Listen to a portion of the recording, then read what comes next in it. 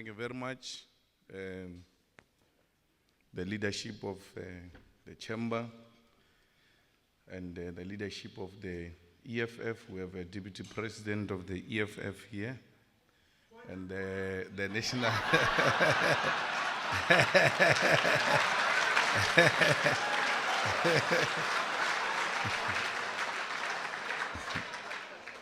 You are not recognized.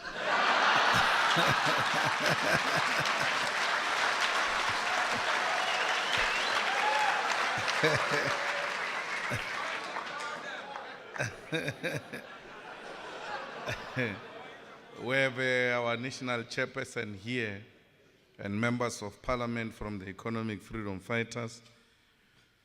Well, I thought I was not going to say anything until you said there is a difference between us, because as you were coming, Mr. Santa was very happy that we are almost there. We're finding each other, but I realize no, your understanding of economic freedom, it's completely different from ours, because yours, it's a promotion of free market and neoliberal policies, and we are giving economic freedom the leftist radical interpretation, which means, amongst others, that the land, the banks, the natural resources, and strategic sectors of the economy should be in the hands of the people. We agree that we need to create an equality in this country, but that equality is not going to be achieved until there is a decisive state intervention. Because those who are at an advanced stage are beneficiaries of a state that protected them, are beneficiaries of a state that gave them opportunities to the exclusion of black people. And therefore, to create an impression that black people should make it on their own without state intervention, it's unrealistic and unacceptable. The state must take a deliberate decision to nationalize the land and distribute it for equal use for everyone. The state has passed a law in this country that willing buyer, willing seller. Even if people want to buy the land, if there is no willing seller, will never own a piece of land.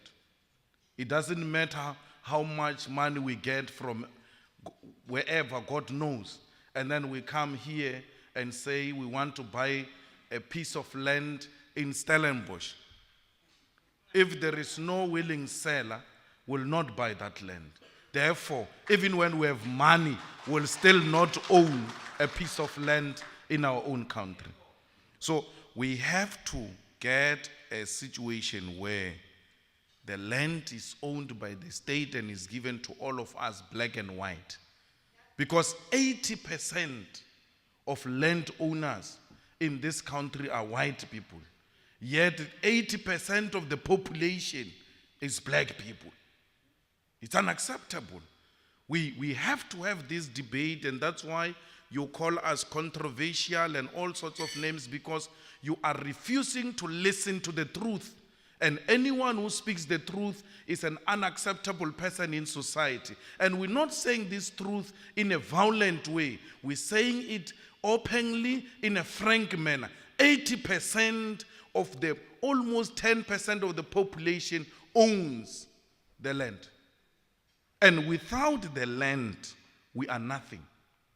That's why what followed 1652 was land dispossession. Because you knew that with the land, you have everything.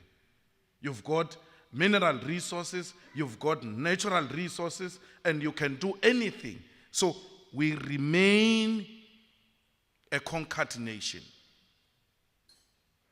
We remain a conquered nation. And like you said, in 1987, Mr. Santa, that negotiations must go on, parties must talk, And then thereafter, business must continue. Business is continuing as you predicted in 1987. Exactly what you said.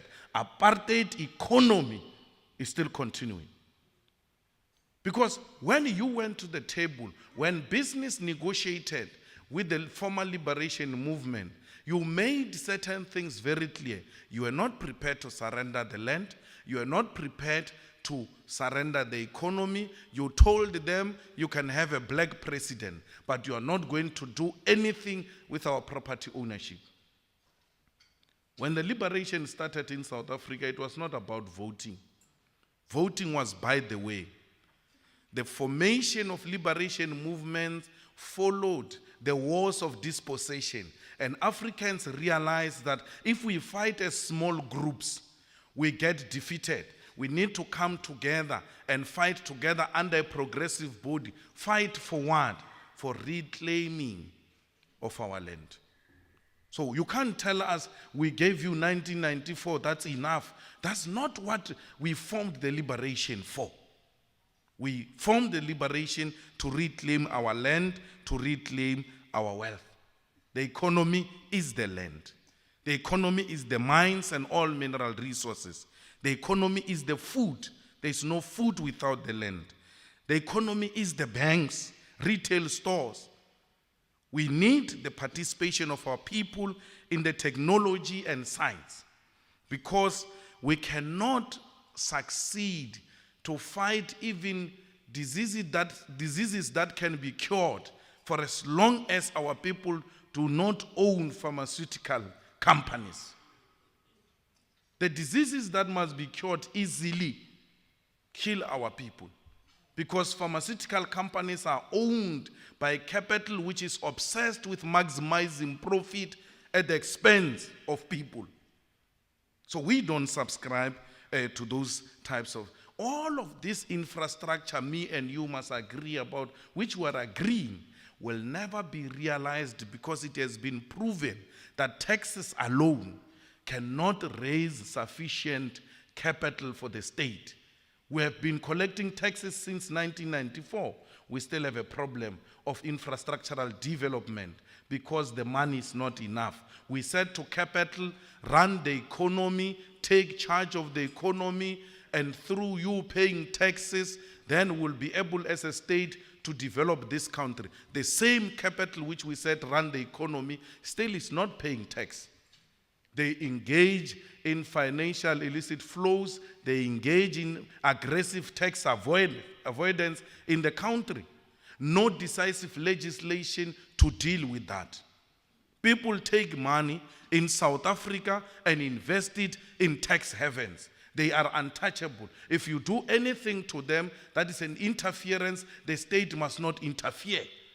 People, the investors will leave the country if the state goes on interfering in the economy. So we do not agree. We have this problem.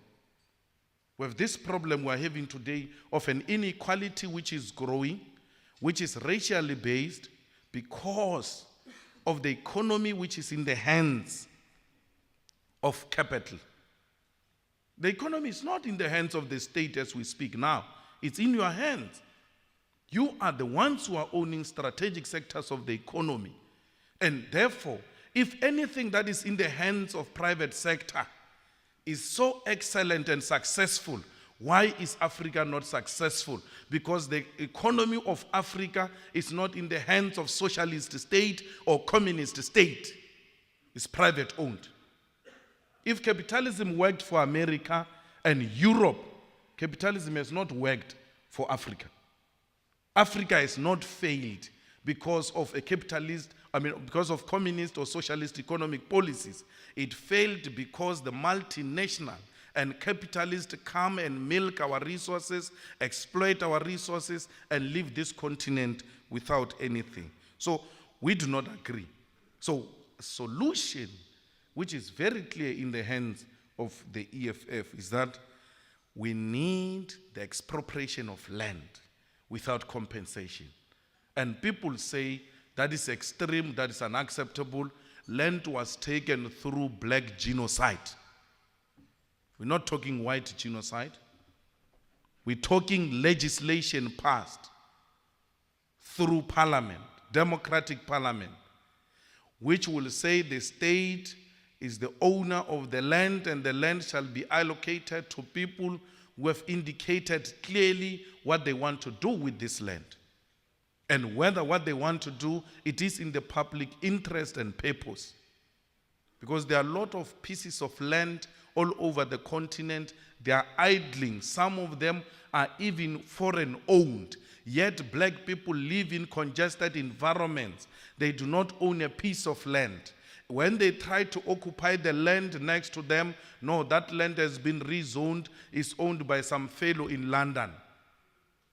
We live like pigs. In Alexander, in Langa, here, everywhere else, we have no land. And that is the first thing we need to do. Expropriate the land so that we bring back the dignity of our people. There is no one who can have dignity and confidence if you do not own a piece of property. You remain a subject of those who own the means of production. We are tired of being subjects. We want to own. So we are of a view that even the mines, the banks, must be in the state ownership. But what do you do in a South African economy where already these things are in the hands of capital? You must establish your own bank as a state. To compete the existing banks, you must establish your own state-owned mining company. You must establish your own pharmaceutical company. So we end by doing that. We do not shut down private ownership. The private ownership must coexist with state ownership, but the state must be the owner and the controller of such strategic sectors of the economy. Somebody is going to shout from the back and say the state is incompetent, and everywhere else where the state is found, things do not run properly. It's not true. It's not true. I'm prepared to take you on, because American Army is not private owned. It's a state owned. It's the biggest employer in the whole world. American Army is one of the best state-owned companies. This GPS you are talking about is a GPS that is produced by a state-owned company called American Army. This internet you have is produced by a state-owned company called American Army. So we must not be misled that everything else state-owned is inherently corrupt and therefore it will collapse. Even the private sector has got the same problem. The private sector, if we go to Joburg High Court here, there are private companies being liquidated every day. So it's not true that everything else owned by private sector is inherently progressive. We all have weaknesses. Yes, come back home. SAA, who said SAA never produced profit before? The SAA produced profit before until the current government messed it up. So it's not because the SAA as a state-owned company is inherently incompetent. You need a corrupt-free government which will deploy the best men and women for the job to run state institutions and not to deploy friends. This ESCOM you are talking about, it ran properly at some point. And what is good about the whole thing is that there are some lessons we can learn from apartheid, because these things were state-owned under apartheid. They were state-owned under apartheid. They did well under apartheid, but for the few. So we have to learn and say, instead of deploying cadres and party loyalists, let us get the best people to come and do the job. Now, we have a situation in a situation, in a country where most of the state-run institutions did well before, and as a result of the current corrupt leadership, they are collapsing. They are collapsing, and therefore we must not say because there is an incapable leadership, state institutions will inherently not do well. I mean, we can give many examples. Singapore is one of the countries with state-owned enterprises which are contributing decisively to the economy. So we're saying here in South Africa, anything that is going to help us, it is a state intervention in partnership with private sector to run a successful economy. Anyway, as you were shouting at the back, I was not shocked because I don't raise comfortable things. I must touch the nerve. And I don't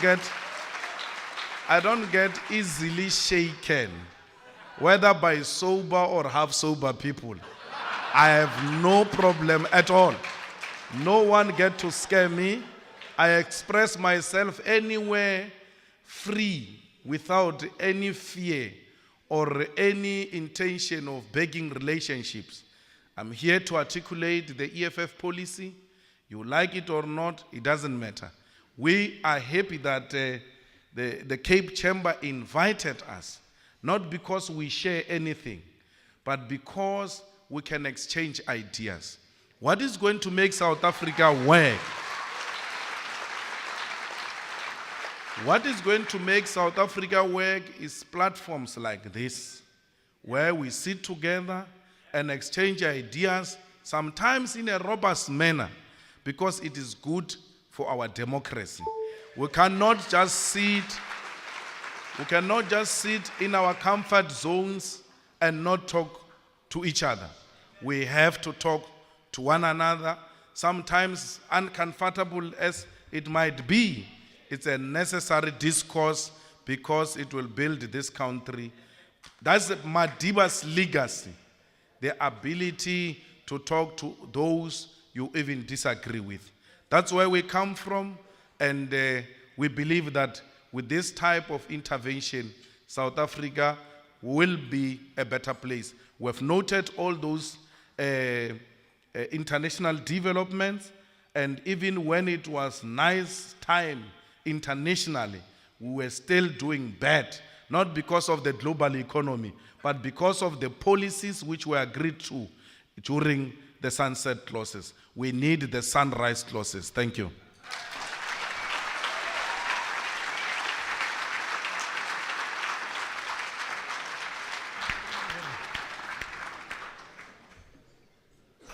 Mr. Santa and Mr. Malema, thank you so much for your contribution. We didn't recognize some of those points of order that were thrown out.